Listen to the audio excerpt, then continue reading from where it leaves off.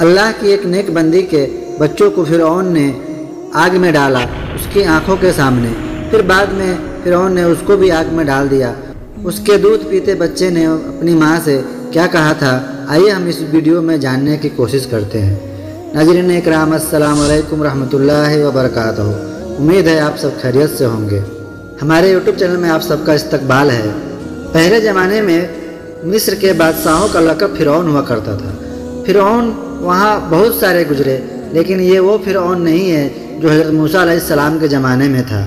تو آئیے ہم آپ کے سامنے میں مصر کے ایک فرعون کی کہانی پیش کرتے ہیں۔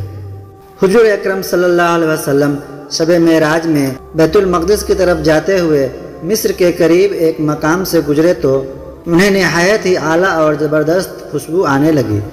آپ صلی اللہ علیہ وسلم نے حضرت جبرائیل علیہ السلام سے پوچھا کہ یہ خوشبو کیسی ہے؟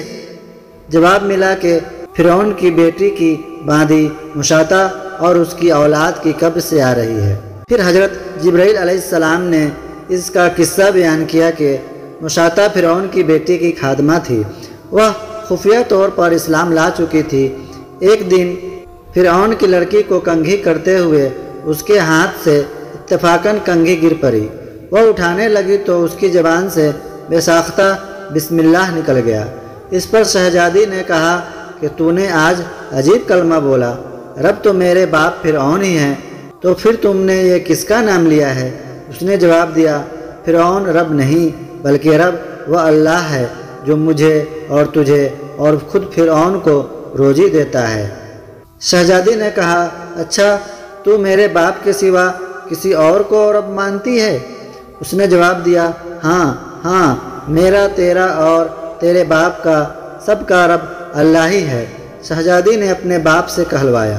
وہ سخت غضبناک ہوا اور اسی وقت اسے برسر دربار بلوا بھیجا اور کہا، کیا تو میرے سوا کسی اور کو اپنا رب مانتی ہے؟ اس نے کہا کہ ہاں، میرا اور تیرا رب اللہ ہی ہے جو بلندیوں اور بزرگی والا ہے۔ فرعون نے اسی وقت حکم دیا کہ تانبے کی جو کڑھائی بنی ہوئی ہے اس کو خوب تپایا جائے، اور جب بالکل آگ جیسی ہو جائے تو اس کے بچوں کو ایک ایک کر کے اس میں ڈال دیا جائے، آخر میں خود اسے بھی ڈال دیا جائے۔ چنانچہ وہ گرم کی گئی۔ جب آگ جیسی ہو گئی تو حکم دیا کہ اس کے بچے کو ایک ایک کر کے اس میں ڈالنا شروع کرو۔ اس نے کہا، بادشاہ ایک درخواست میری منظور کر، وہ یہ کہ میری اور میرے ان بچوں کی ہڈیاں ایک ہی جگہ ڈال دینا۔ اس نے کہا، اچھا تیرے کچھ حقوق ہمارے ذمے ہیں اس لیے یہ منظور ہے۔